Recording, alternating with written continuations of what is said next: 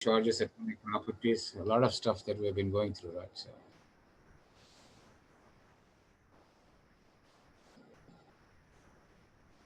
So in fact, our original intention was just do descriptive inorganic chemistry, that is taking 15 important elements and talk about them every week. But then so much of basics needs to be done, and the point groups and the coordination complexes, introduction, nomenclature, isomerism. So when you have to do so many things, you just don't have time. It's not that we don't have the information, it's just that the availability of time and good use of that time. So today's presentation basically is going to be some kind of a representation of how one can talk about descriptive inorganic chemistry, just using hydrogen. But then you can easily talk about any element in the periodic table in the same way that we are talking about hydrogen today.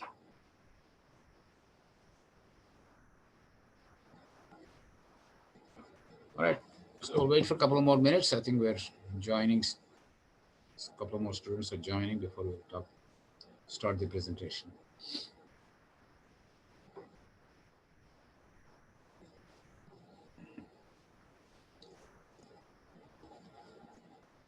I can't believe this is the last week of classes, right? That's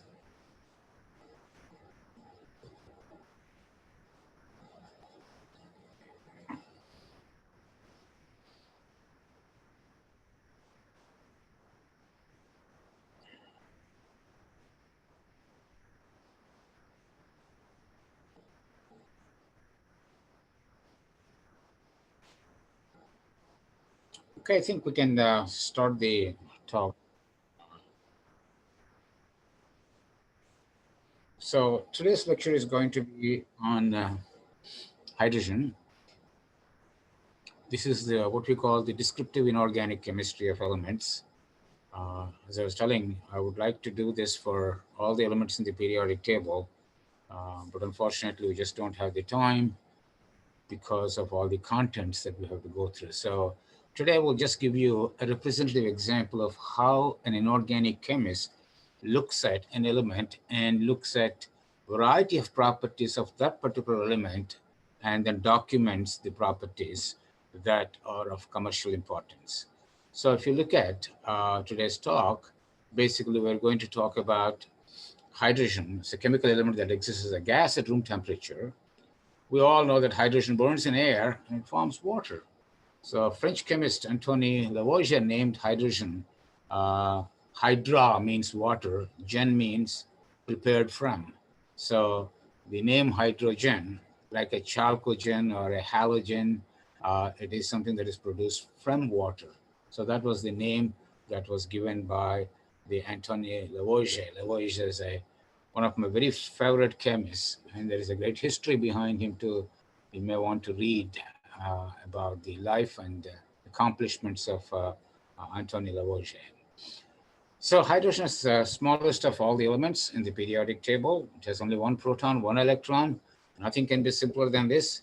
And pure hydrogen does not exist like an atomic hydrogen. Rather, it exists like a dihydrogen, which is like a diatomic molecule, H2, in which a pair of hydrogen atoms are bonded together to make the H2 molecule. Even that itself is very interesting. Uh, yes, we all know about hydrogen. Maybe that is one of the first elements that we were told when we were talking about chemistry in the high schools, right? Hydrogen is known to us for many, many years, but there are so many things that we still don't understand about hydrogen. For example, if you look at the nuclear spin, if you have a dihydrogen, two hydrogen atoms, you may have the nuclear spins of both the hydrogens up or one up and one down. So in case, you make this parahydrogen and, the other orthohydrogen, and the property or the chemical activity of hydrogen gas depends on whether it is para or ortho. So there are a lot of chemists and physicists working today to see how we can control the ratio of ortho to para in hydrogen so that we can make the same gas more reactive for chemical transformations. This is still emerging field. We still don't have a good control on this ortho and para hydrogen. But moving on, the hydrogen was discovered by Henry Cavendish in London. Uh, so it was discovered in the year of 1766. So we knew about hydrogen the way we know it today for more than 300 years, right? Now, coming to the thing, it's a very simple atom. It has one proton in the nucleus, no neutrons whatsoever in pure hydrogen. There's one electron. That's all to it. That we know this already. Uh, Now, when you look at the hydrogen molecule, it's a diatomic molecule. So you can have a bonding interaction between two hydrogens, or you can also have an anti-bonding interaction between two of them.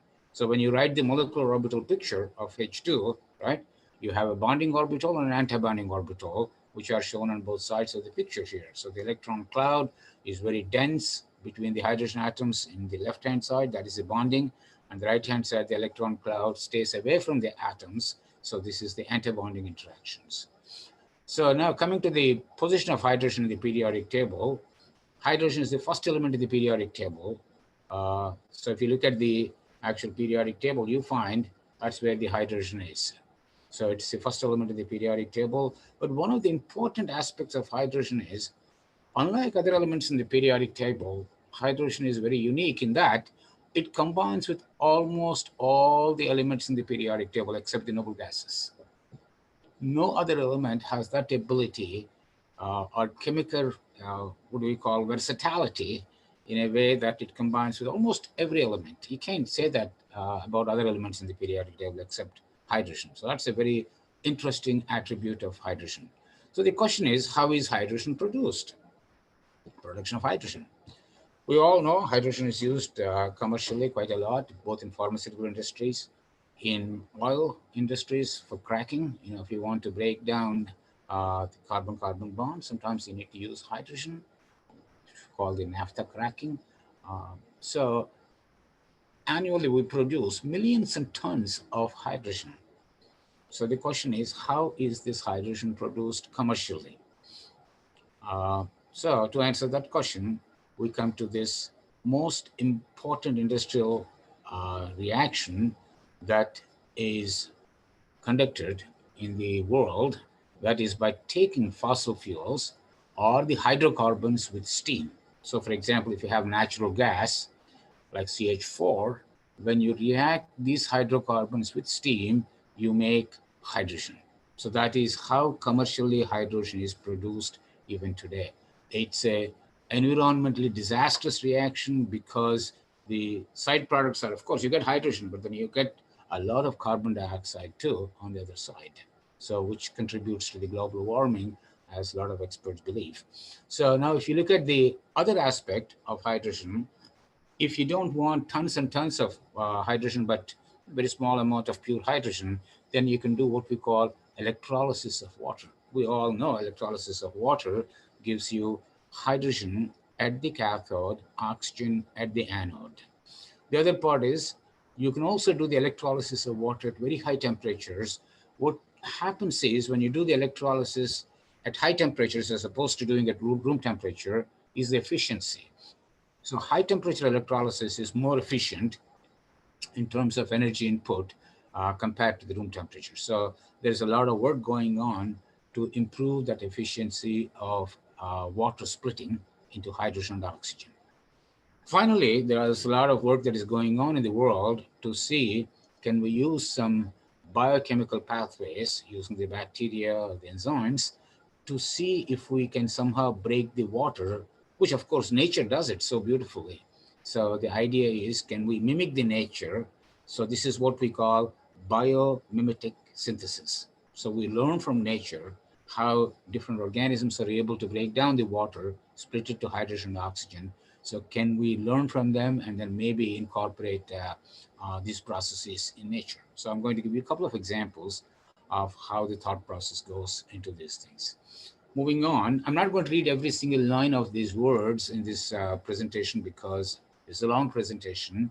I will skip those portions where there are only written words. But if I think that there is an important thing to be commented, I will definitely do that. So steam reforming is another process. So natural gas, which 80% of it is methane, and America is blessed to have a lot of natural gas. So are the uh, Middle Eastern countries. They're sitting on a bubble of natural gas. Like Qatar, country has natural gas reserves that will feed the needs of the world for 130 years. That's how much of gas that tiny country has. That's what makes them rich, really. Right? And of course, there are a lot of Baltic countries that have a lot of hydrogen gas. So this is a naturally abundant thing, but this thing is not a renewable resource of making hydrogen. So once you take the natural gas and do what we call steam reforming, so that is a reaction in which water steam at extremely high temperatures, 700 to 1000 degrees Celsius, and the hydrocarbon are mixed. And what happens is at that high temperature, the water reacts with methane to form carbon monoxide and 3 moles of hydrogen for every 1 mole of water. The reaction is highly exothermic. It's about negative 191.7 kilojoules per mole at that high temperature. So, however, the thermodynamic efficiency of this process, if you look at the commercial, the energy input versus how much hydrogen you get, it's really bad. It's not even close to our internal combustion engine. So there is a lot of work that still can be done in terms of improving the efficiency of natural gas reformation reaction to make hydrogen. So there's a lot of work going on because hydrogen is getting increasingly more important as we advance our technologies. So the carbon monoxide, once you form in the first reaction, you can also still use this at low temperature, 130 degrees. You can do carbon monoxide plus water to give carbon dioxide plus hydrogen, and then you have about 40.4 kilojoules per mole delta H coming out of this. So in this reaction, what happens is the oxygen in the water is taken by the carbon monoxide to form carbon dioxide and liberates hydrogen bound to the carbon and oxygen. So this is the overall process of making hydrogen from natural gas.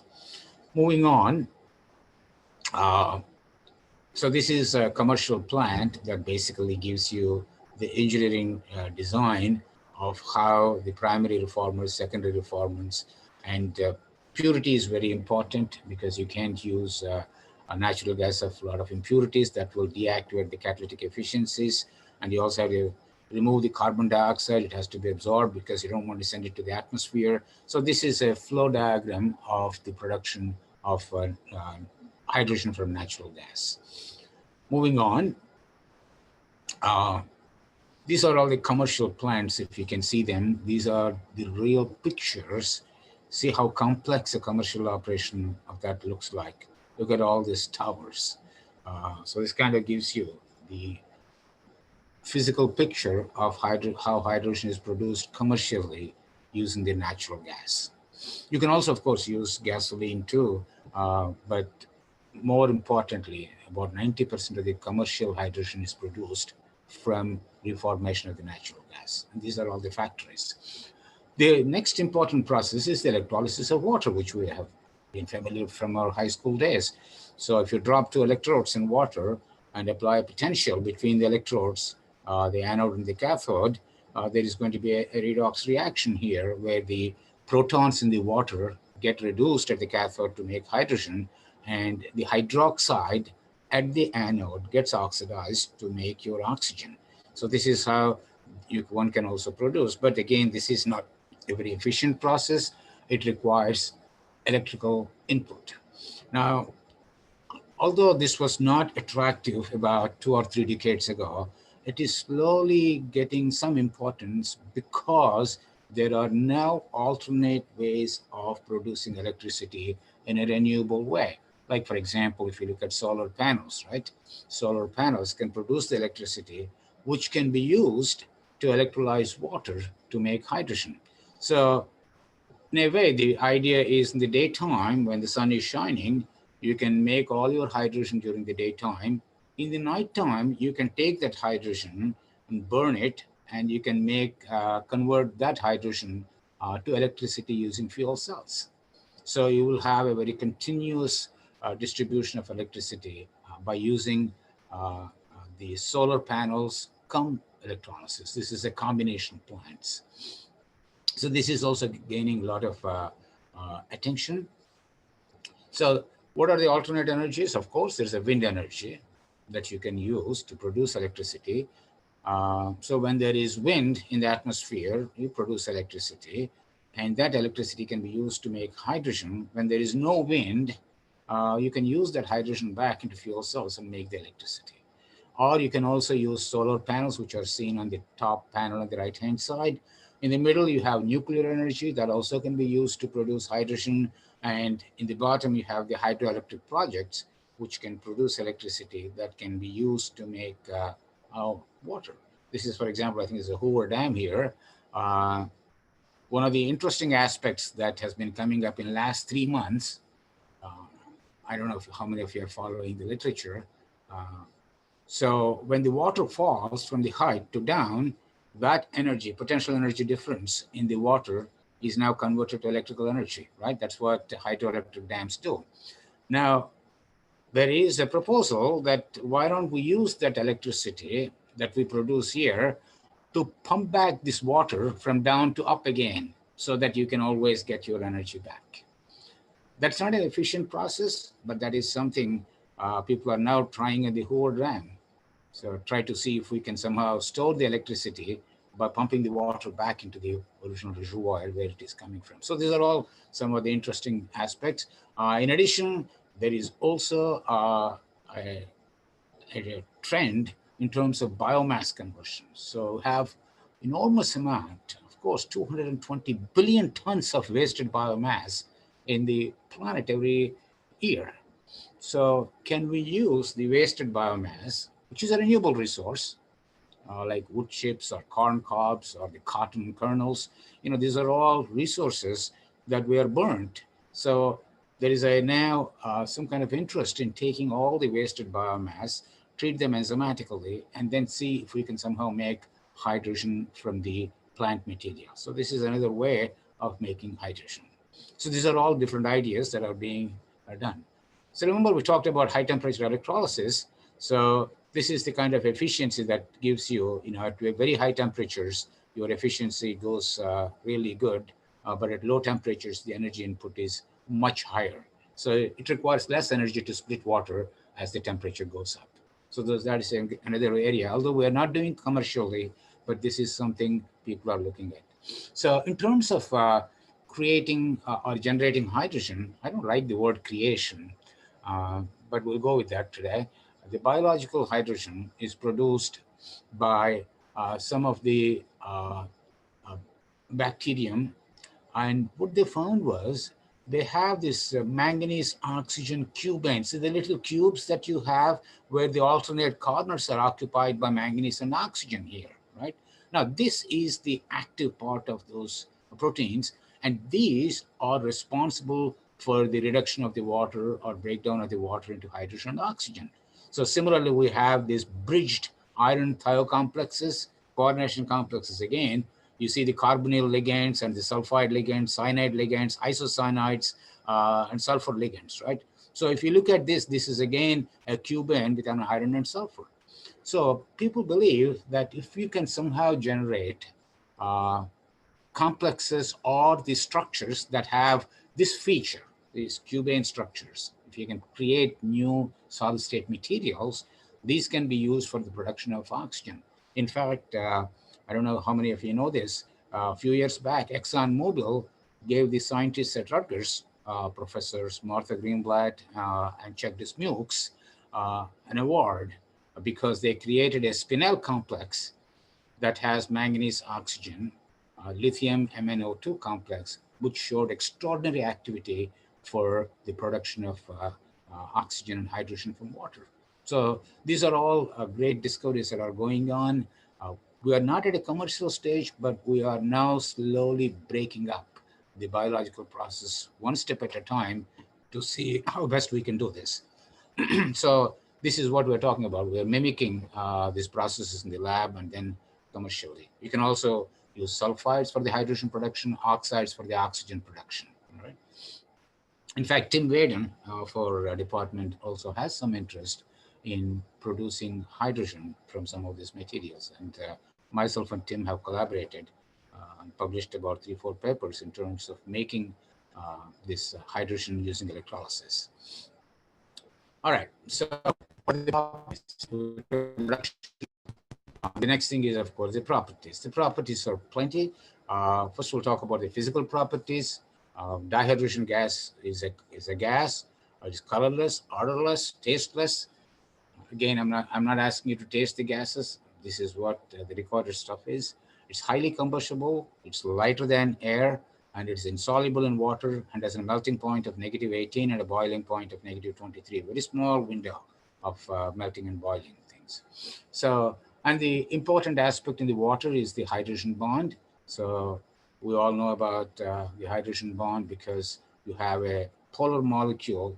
If hydrogen is connected to highly electronegative atoms such as oxygen, nitrogen, or fluorine, it develops polarity, and the hydrogen end of one molecule can go to the electronegative end of the other molecule and make what we call a bond that is of intermediate strength compared to van der Waal interactions and a chemical bond. So this bond is a real bond here. And most of the DNA structures, those of your biochem majors know this very well. This hydrogen bond is extremely important in terms of folding and the helix structures. And the chemical properties, hydrogen is a very stable gas at room temperature. So it does not react with others at room temperature because the bond between hydrogen atoms is very strong. Now we know that this is strong because of the reasons we discussed earlier, right? Smaller atoms make stronger bonds, and there is no atom smaller than hydrogen. So hydrogen-hydrogen single bond is one of the very strongest bonds. So activating the hydrogen-hydrogen bond is one of the daunting tasks of a chemist in terms of making compounds of hydrogen. The hydrogen has one s orbital. It is incomplete. Now, two things can happen. Either hydrogen can accept an electron or lose an electron. So it can make a hydride, that's an anion, by accepting an electron, or it can make the proton, which is H+ ion, by losing that electron. So the chemical activity of hydrogen is dual. It is amphoteric because it can both accept as well as release electrons. So loss of an electron gives you proton, gain of an electron gives you hydride anion. So you can make compounds with H+ ions as well as H- ions. So sharing electrons to form a single covalent bond, that is without transferring electrons, it can also share that electron. For example, if you look at most of the organic hydrocarbons, the bond is neither anionic or cationic, it is most covalent. So moving on, reactions of hydrogen. So I'm not going to all of them. I want to refresh these reactions. There is a Bosch reaction, we'll go over that. Hydrogenation, dehydrogenation, transfer hydrogenation, and hydrogenolysis. So you have heard about these reactions in organic chemistry, so I'm not going to pounce on this again. But maybe the Bosch reaction is something that you might not have heard of. This is getting a lot of importance. So Bosch reaction is a reaction in which the carbon dioxide and the hydrogen gas react together to make carbon and water. But this, of course, happens at a very high temperature, almost 500 to 700 degrees Celsius, and it requires a lot of catalyst. So the reaction, in fact, if you break it down, it's a combination of two reactions. One is carbon dioxide plus hydrogen giving carbon monoxide in the first step. Now, that is really a fast one. Carbon dioxide reacting with hydrogen to make carbon monoxide happens rather quickly from a kinetic sense. But if you go to the next stage, that is carbon monoxide plus hydrogen giving carbon plus water, this is the rate limiting step. For those of you who have done kinetics will know that this is not a synchronous process. It happens in two steps. The first step is fast. The second step is rather slow. So some of you may be wondering, so why would this reaction be of any importance to people? To understand that, we just have to think about what happens in a space station. And we have an International Space Station, right? Where we have 5 or 6 astronauts staying there continuously, exhaling carbon dioxide, right? And space stations carry a lot of hydrogen with them because hydrogen is important for the fuel cells. But if you can use part of that hydrogen and react with the exhaled gas of the astronauts, that's carbon dioxide, look what you are making. You are making water. And water is a very precious commodity on a space shuttle. On Earth, we don't care too much about water because we have running water in our homes, right? But you don't have that kind of a supply in a space station. So if you can somehow use the carbon dioxide of the astronauts' exhale gas and react with hydrogen, make water, that will be a really important development. And in fact, it is going on right now to improve that efficiency. So the overall reaction, these are the reaction parameters that I have given you. Together with the Sabatier process, Sabatier is for the hydrogenation process. Bosch reaction is studied as a way to remove carbon dioxide and to generate clean water aboard a space station. Okay. The reaction is also used to produce graphite for radiocarbon dating with accelerated mass spectroscopy. So the carbon, the coke that you make from the Bosch reaction is also used because it's a very pure coke that you make there. So these are all some of the interesting reactions of hydrogen. The next is, of course, hydrogenation. That is if you take an unsaturated organic compounds, you can saturate them by doing hydrogenation processes. You must have learned a lot about that in the organic chemistry, so I'm not going to dwell on that, but you can read it at your convenience. So this is about hydrogenation of malic acid to form succinic acid. So this is how you manipulate. And most importantly, one thing that you have to keep in mind is if you look at the petroleum, right? Most of the time people only think about converting the oil to gasoline. But that's not the only thing that happens in petroleum refineries. We also need a lot of other chemicals, which we call them fine chemicals produced from petroleum. Right? So when you do those fine chemical manipulations, you need to do hydrogenation of certain of the oils and some of the malic acid that you produce to succinic acid and valeric acid. There are a lot of organic reactions that require hydrogen. So this is one important aspect. So the bottom here is the malic acid to succinic acid transformation in the presence of palladium catalysts. Similarly, we also have dehydrogenation, which is just the opposite of the hydrogenation processes, which again, you can also do dehydrogenation in the large scale industrial process or even small scale laboratories too. So this is a very important aspect. That is the classes of reaction. You can do oxidations, aromatization. Six-membered alicyclic rings can be, if you do dehydrogenation, you can convert them into aromatic rings there, like benzene, and quinones, and different materials. All right. So these are all some of the important properties of the thing. So dehydrogenation of the amines can be converted to nitriles using a variety of reagents, such as iodine pentafluoride. Again, I want you to pay attention to every single chemical that is coming out here.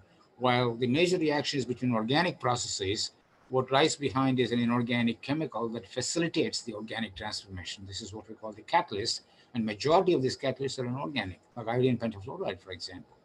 This is the reason why we talk about interhalogen compounds when we talk about the molecular symmetry and other properties. Moving on, transfer hydrogenation. This is called the dihydrogen in inorganic, and this is a molecule from a source other than hydrogen. So it is applied in industry in the organic synthesis, in part because of the inconvenience and the expensive part of using hydrogen. So for example, instead of using hydrogen gas directly, can we use a hydride material instead to supply the hydrogen need required for the hydrogenation? So this is a transfer hydrogenation processes. This is how you make an industrial process safe, because hydrogen, regardless of its nice properties, it's also a little bit explosive gas. So if there is any mixing of the hydrogen and the oxygen inadvertently, that can lead to explosions. You must have seen one of the space shuttles that exploded in 1984 because there is a O-ring that separated hydrogen and oxygen gave up. And that's what triggered the process and blew the entire space shuttle off. So this is a very dangerous reaction here. So you got to be very careful with this. So transfer hydrogenation is suggested to be an alternative where you can do these hydrogenation reactions in terms of safety, right?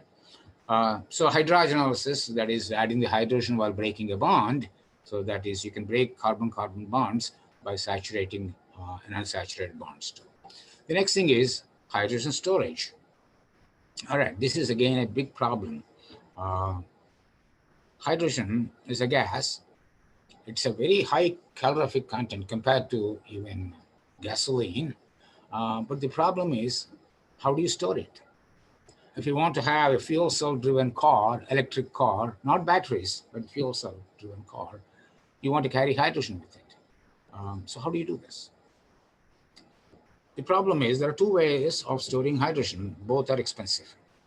The one is physical storage, like storing hydrogen like hydrogen molecule, okay? And that should be a reversible storage. So you can do compressed gas. The problem is hydrogen is very light and you need to have a cylinder that can withstand the explosive properties of the hydrogen. So in most cases, what happens is the cylinder itself will weigh 10 times more than the gas it contains. So transporting it physically is not a really an economically profitable way. And hybrid tanks and liquid hydrogen, of course, it boils off so quickly, and liquefaction of hydrogen itself is a very expensive process. So storing, of course, in laboratories, we use compressed hydrogen gas, but for commercial applications, we need a chemical storage. So the difference between physical storage and chemical storage is, in physical storage, hydrogen retains its chemical identity like H2. In chemical storage, however, it's a dissociative storage.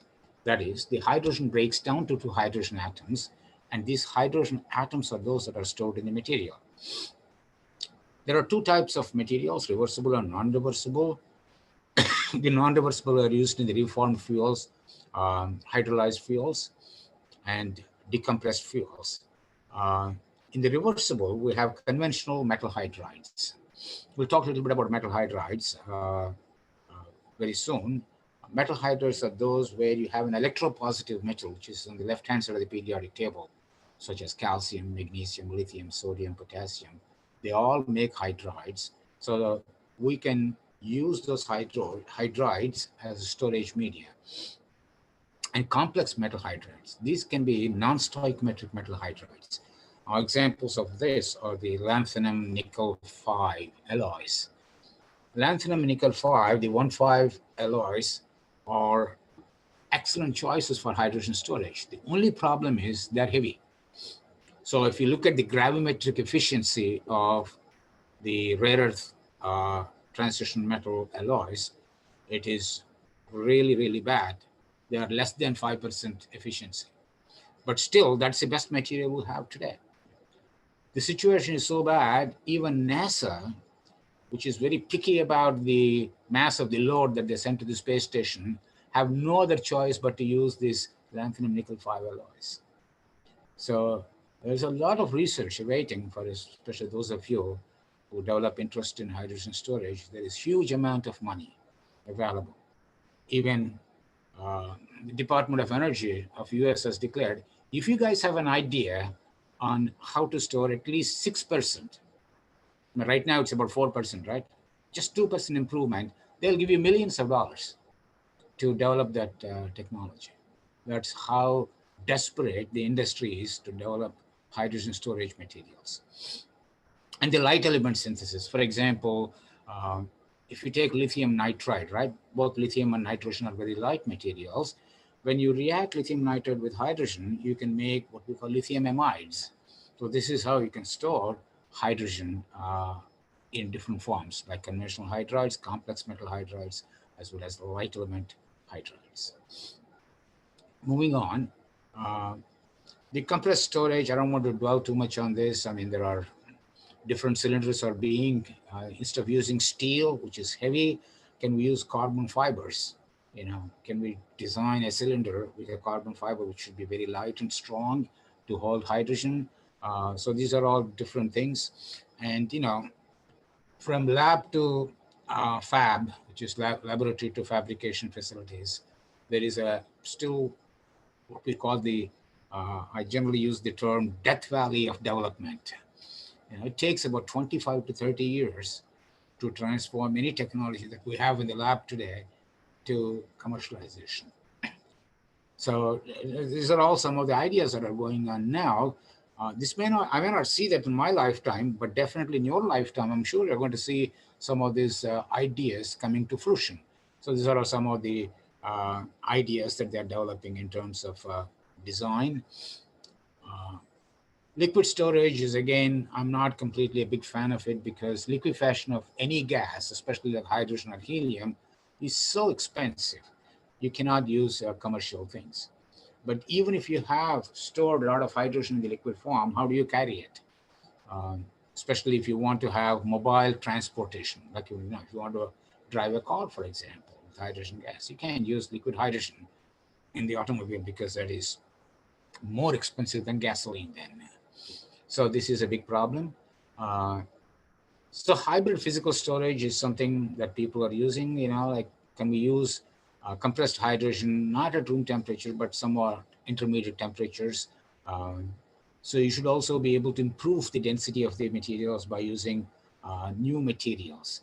The materials that are being proposed are what we call metal organic frameworks, MOFs. You can Google all this stuff that I'm talking about at your leisure. These MOFs are coming out as the most promising materials for storing hydrogen at low temperatures. Um, so is it best of the both worlds or the worst? We don't know. Again, I'm telling you, these are all the laboratory developments. So it takes a while for you to commercialize it because the industry will not touch every single development in the lab because they have to do a lot of analysis before they can accept a laboratory observation into commercial reality. They do what they call cradle to grave analysis from start to finish. How much money is required, how much manpower is required, what kind of pollutions it's going to create. A lot of analysis goes on before a technology is developed. So what I'm showing you today are the ideas people have now. So these are all the concepts under development. So, but these are all still, attracting a lot of attention. A lot of funding agencies are willing to give money if you have an idea to improve the existing processes. So there is a non-reversible onboard storage. This has been proposed, but it's slowly getting rejected as a source of hydrogen because of the packaging and cost. This is just an idea. It has some benefits, but more than the benefits, the disadvantages are more. So this is not being considered. So we're not going to spend too much time on this. The other one is reversible on storage. Um, this is the ultimate goal for the scientists. If you can have a material that acts like a sponge to hydrogen and release the hydrogen on demand. This is the problem with the materials. There are a lot of materials that are very good at absorption, but very poor in terms of desorption.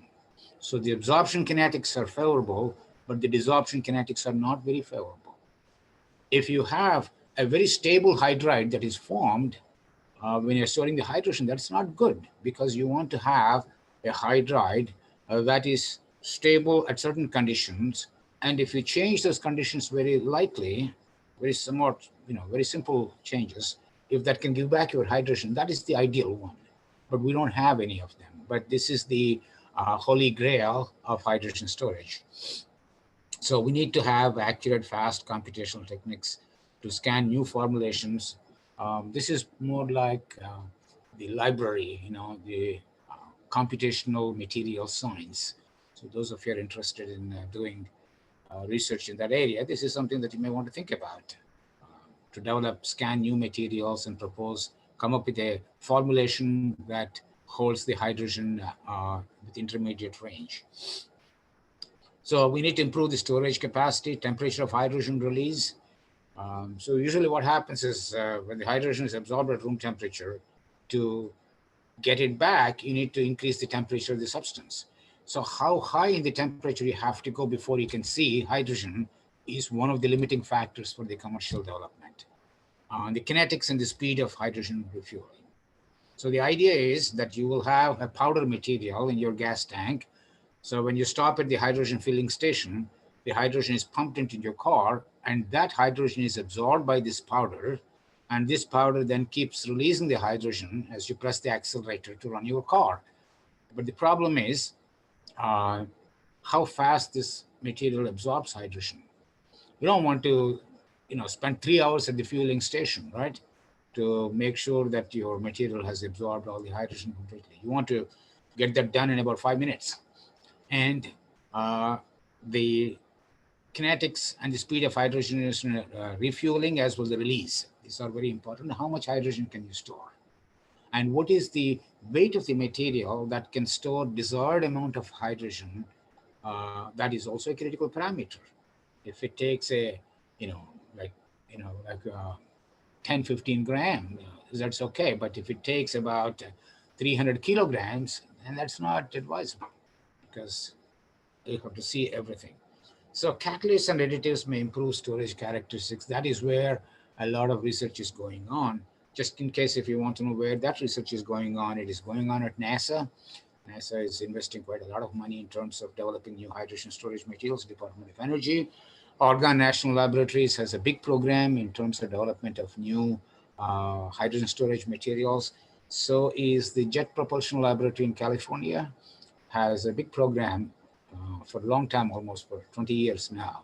They have been working on developing novel materials, inorganic compounds for hydrogen storage. So this is a very important area. And so is so the laboratories in Europe too. They have a lot of interest in hydrogen storage. In terms of isotopes, of course, you all know there are three important isotopes of hydrogen, uh, which is the hydrogen 1, which is normal hydrogen, hydrogen 2, which is called deuterium, hydrogen 3, tritium. Um, there are also artificially synthesized isotopes from hydrogen 4 to 7, but these have such a short lifetime that they are not useful in terms of chemical investigations. They are not stable. Uh, one of the important things that I would like to comment here is hydrogen is the only element in the periodic table that has different names for its isotopes. Like if you look at silver or lithium, we say lithium 7, lithium 9, but there are no names. But in the case of hydrogen, the normal hydrogen is called hydrogen. The hydrogen that with one neutron, that is your deuterium, and the three hydrogen, which has one proton and two neutrons, is called tritium. So that's the distinction hydrogen has, because hydrogen is one of the well-studied elements in the periodic table because of its diverse chemical processes. So these are all the descriptions about hydrogen isotopes. This is the most common and abundant isotope, 99.98%. Uh, Not only here, but the entire universe, if you look at this, hydrogen is the most prevalent, most dominant elements in the entire universe. Okay, it's not oxygen, it's not iron, it's not silicon.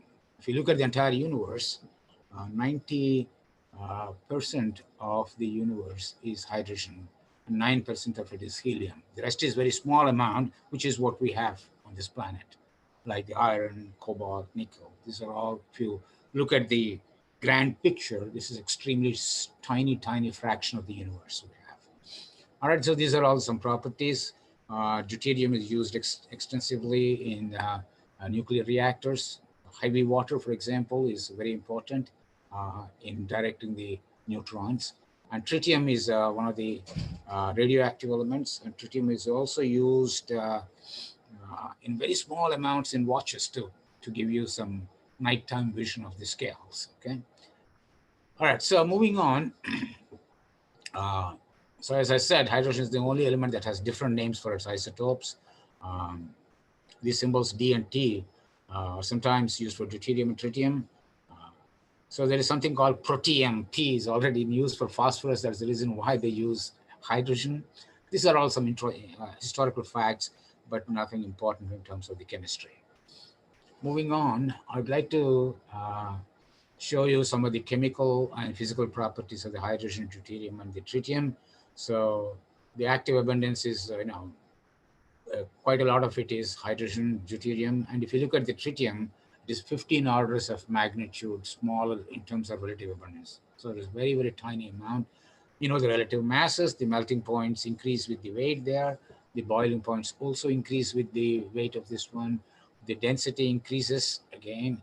The energy of fusion, vaporization, dissociations are given just for your convenience. I'm not expecting you to memorize these numbers, just to give you a trend in how these things change. So energy is becoming a very important talked about term in country's economy, not only in US, but everywhere in the world. Energy is so huge, it dwarfs all the other industries. Like if you look at pharmaceutical industry or if you look at any other cosmetic industry, those are extremely tiny compared to the energy. Energy is the elephant in the room here. And unless a country acquires energy security, energy prosperity, at the same time keeping the environment clean, that country is going to be the leader going into the next 100 to 200 years. That is where the hydrogen comes into the picture here. It provides energy security, it is renewable because hydrogen is plenty abundant, right? And you can do reversible transformations. For example, you can convert hydrogen to water and water back to hydrogen. So you're not really polluting the atmosphere because water is essentially a non-pollutant, and you're not using natural resources such as methane, petroleum to make hydrogen. So this is where the interest is in terms of using the hydrogen to develop one's economy. So that's not just true with US, it's true with the entire world. So there's a global effort in terms of making hydrogen cheaper. So 73% of the observed mass of the universe is the most common element in the universe.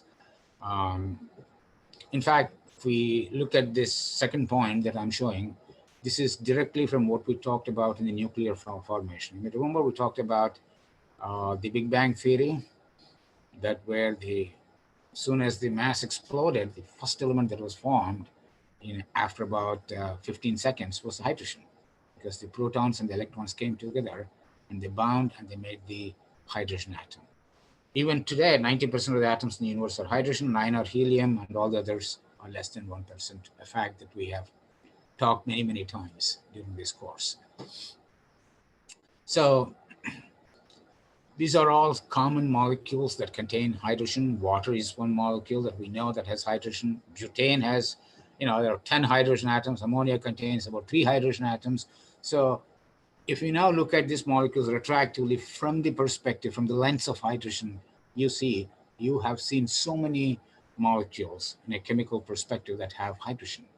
If you look at your hydrocarbons, your entire organic chemistry, entire biological chemistries, and then both in the inorganic chemistries too, you have hydrogen being what I call ubiquitous in chemistry. So that's what this slide is intended to show.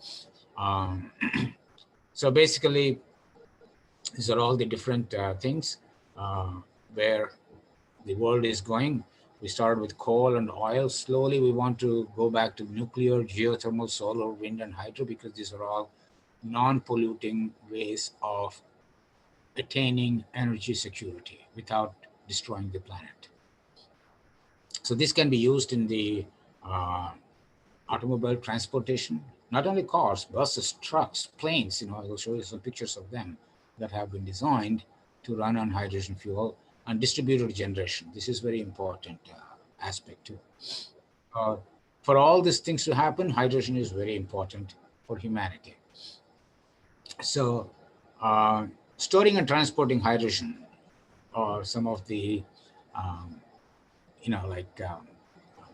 bumping points for in terms of commercial development, because they're bulky gases. Compressing hydrogen requires energy, and compressed hydrogen has far less energy than the same volume of gasoline. That is the biggest problem. So people will ask us, why would we need hydrogen, which is getting more expensive than using gasoline? On a long term, of course, once we exhaust all our resources, perhaps we may have to go back to this because we have no choice. But when we have a choice, people always want to take the easiest path, which I call the path of least resistance, that is to use the natural gas. All right. So the ideas that people have been floating around are using sodium borohydride as a hydrogenation. This is a transfer hydrogenation agent here. calcium hydride, lithium hydride, and sodium hydride. The reason why we use these elements is because these are light, and if they can, um, store a lot of hydrogen, they will be ideal. A lot of research went into sodium borohydride, sodium aluminum borohydrides, and these are all available in the literature. But the problem is, very recently, the Department of Energy said, after 27 years of investment into sodium borohydrides, we still don't have a material that is suitable for commercial applications. So they said, if you are thinking of writing a proposal based on sodium borohydride, uh, you are almost guaranteed not to get that money. They're not willing to support any research in the sodium borohydride. It's really bad, but we also have to understand their point of view, because they invested a lot of money, but we didn't get any returns. So these are all some of the transporting of the hydrogen. You can do that in the bubbles, balloons, metallic stuff. You can also have pipelines, because gases can be transported through pipelines. Compressed hydrogen is one way of, uh, as I told you, of storing the hydrogen. These are all the real pictures, so kind of gives you an idea how important hydrogen is in the economy. This is basically a cartoon of fuel cell vehicles, where you can put some fuel cells and run the car. Fuel cell is basically a cell that converts the chemical energy of the combustion of hydrogen into electrical energy. This is from the Ford company. Uh, so this is, the problem sometimes people talk about is, when you get in an accident, what happens to the hydrogen? When it gets released, does it devastate the complete car? Maybe it will not allow you to survive. Maybe in a diesel or a gasoline car, perhaps the chances of survival are more, but when you have hydrogen tank next to it, how safe it is to drive. So these are all some of the considerations people are going through, but they are slowly eliminating the risks associated with the presence of hydrogen in the vehicle slowly by distributing the fuel cells at different parts. And there have been hydrogen-powered autos. Honda has done one. This is a real picture. This is not any cartoon. Um, then we have hydrogen-powered trucks. These are real pictures. These are not cartoons. And if you go to Europe, I've traveled in many cars that they're hydrogen-powered, which implies that they're either fuel cell-based or their internal combustion has been modified to accommodate the combustion of hydrogen. In both cases, there is no pollution there. So this is the way the world is going. Whether you like it or not, this will be our future. So slowly, phase by phase, the natural resources or the gasoline will be replaced by this hydrogen fuel. And this is a concept plane. This plane has not been built, but if it were to be built, this is how it looks like. Okay, this is a cartoon. All right, so this is where they put the hydrogen on the top, and that can be used to power the airplanes. Part of the reason is the skies are being polluted with the gasoline when it is burning, right? The aeroplanes cause a lot of pollution in the stratosphere because of the products of the hydrocarbon burning. I don't know if you have heard about this or not. In the last 5-6 months, where the air travel has been very low now, the skies are getting very clear now. That's what the scientists are reporting, saying that we don't have as much pollution as we used to have last year, because very few flights are going. Suppose if you were to have all the flights made from hydrogen, you would not have this problem even. So this is the future here. There are also hydrogen-powered rockets people are talking about. And then I don't want to get into these descriptions because the lack of time. I want to move to slide 75 very quickly, because that is where some of the chemistry is. These are all the designs, hydrogen safety, advantages of hydrogen, uh, disadvantages of using hydrogen. So these are all the arguments on both sides of the aisle. That's a vision of the future. So let's move to slide number 75 very quickly. This is something that we already talked about before, oxidation reduction and all that stuff. So let me go to 75. Sorry about that. These are all the things we talked about before. These are all the,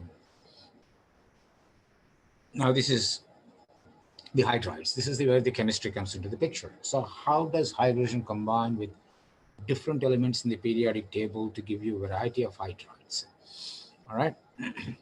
Okay, so let's start with dihydrogen also forms ionic bonds with some metals at a very high temperature, creating a compound called hydrides. So if E is the symbol of an element, then hydride can be expressed as EHX. An example of this is magnesium hydride. So magnesium followed by hydrogen. So one important aspect of this is when you write the hydrogen right in the formula, it basically tells you that maybe if you have a metal, the hydrogen should be an anion, not like a proton. Similarly, you can also write B2H6. So M parts of E and N parts of H. So in general, this is very important. If you take any hydride, they are basically classified into three different types. One is ionic or saline or salt-like hydrides, covalent or molecular hydrides, and metallic or non-stoichiometric hydrides. So any compound that contains hydrogen can be classified into one of the three types. In ionic or saline salt-like hydrides, you have a highly electropositive metal like lithium, sodium, beryllium, magnesium, zirconium, titanium, potassium. These combine with hydrogen to make the hydrides. Those hydrides made from highly electropositive metals and relatively highly electronegative hydrogen are called ionic hydrides. These are solids at room temperature, and in the solid state, as solids, these are insulating. The second class of compounds are covalent or molecular hydrides. These are the hydrides that you're very familiar with, like, for example, methane, borane, ammonia, water. Water is an example of a covalent molecular hydride. Okay? These can be gases or liquids. The final ones are metallic or non-stoichiometric hydrides. Like, for example, if you take palladium, when you put hydrogen, palladium and hydrogen will not make a line composition. A line composition means compound with a specific ratio of metal to hydrogen. Palladium to hydrogen, the compound will have different ratios of palladium to hydrogen depending on the pressure and the temperature that is used in the synthesis. All right, so nearly all elements are able to form hydride compound. This is the most important aspects of it. So if you look at the periodic table, except the noble gases, all of them will have some kind of a hydride that are made. You can see the ionic hydrides, which are in the yellow highlights, and you have metallic hydrides, which are the green, and then you have intermediate hydrides written here. And then you have the covalent hydrides on the right-hand side of the periodic table, and at the bottom, you have metallic hydrides. So lanthanum hydride, cerium, praseodymium, and so on and so forth. So this is the beauty of it. There is a small gap in the periodic table. For example, iron, cobalt, and manganese, they hardly make any hydrides. Coming to this ionic or saline hydrides, these are stoichiometric compounds. It's very important to understand. These are mostly S-Boch metals, which are highly electropositive in character. Examples of metal hydrides are the ionic metal hydrides are lithium hydride, beryllium hydride, and magnesium hydride. These ionic hydrides are crystalline, non-volatile, and non-conducting in the solid state.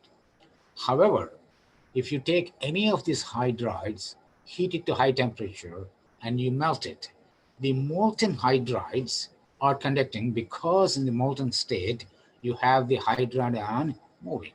So one of the evidence of this is if you take any molten ionic hydride and do the electrolysis, you get hydrogen gas, not at the cathode, but at the anode, because H minus gets oxidized to hydrogen in these metal hydrides. So that is the equation here. So in the molten state, two hydride anions at the anode get oxidized to give you hydrogen. Saline hydrides are also very difficult to handle because they react very violently with water, producing the hydrogen gas. An example of that is given here. Sodium hydride, when you react with water, it gets sodium hydroxide and H2. And this reaction is highly exothermic and extremely pyrophoric. So please don't try to bring hydrides close to the water, especially saline hydrides. Now, coming to the next class, covalent hydrides. These are all methane, ammonia, H2O, HF. I mean, you know, plenty of examples. Almost any other molecule that contains two nonmetals or nonmetals plus hydrogen. These are all the covalent hydrides. They're covalent means they're extremely volatile. Water is not supposed to be a liquid, but for the hydrogen bonding, right? So because of the hydrogen bonding, water is liquid. Otherwise, most of them are gases. The molecular hydrides can be further classified related to the number of electrons and bonds. So you can have electron deficient hydrides, you can have electron precise hydrides, or you can have electron rich hydrides. So these are the three different types of covalent hydrides. You can have electron deficient, electron precise, or electron rich hydrides. An example of that is given here, like borane, right? BH3 is electron deficient because they don't have octets. The only electron precise compounds are obtained in the group 14, which is the carbon, for example. Carbon, silicon, germanium, these are the only elements that can make electron precise. If you go to other side, the nitrogen or water, you get lone pairs, right? Ammonia has one lone pair of electrons, water has two lone pairs of electrons. So in that sense, they are called electron-rich hydrides, right? Coming to the, that's about what I would like to talk in terms of the properties, the production, the applications. See how much is there for just one element. Gives you an idea about how things go. So at this time, I'd like to take any questions from the class because I've been talking for a long time.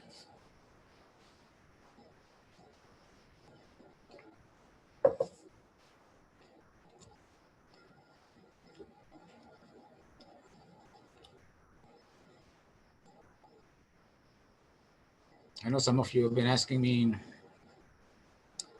what's the composition of the exam? Will we be tested on what we have just learned? Yes, of course. Maybe 2 or 3 questions on the materials that we have learned today.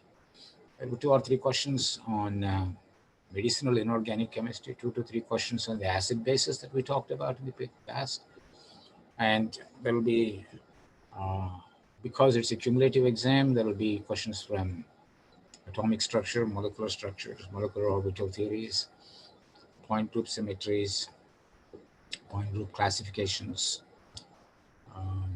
There will be talk about atomic properties, electronegativities, electron affinities, ionization energies, polarizabilities, soft and hard atoms, all that stuff, and the coordination complexes, naming of them, isomerism in the coordination complexes, the geometries, the cis strands, the Fatmer isomerism, optical isomerism, all that stuff.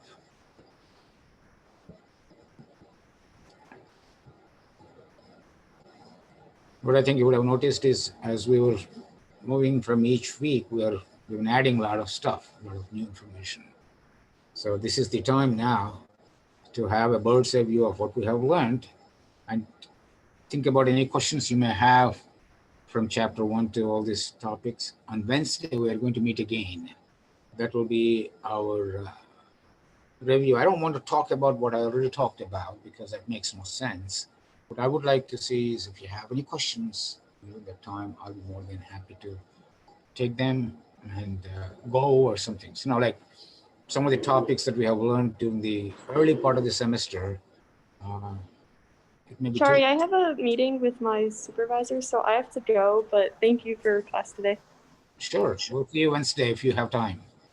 Bye. Okay. Any other questions? Okay, if there are no further questions, we will meet again Wednesday at the same time to hold what I call an overall overview of the course by taking questions from you. So good luck with your preparation. We all agreed on the exam, right? the time. I think I posted the exam, did I not? Do you see the exam posted? Maybe not, I don't know.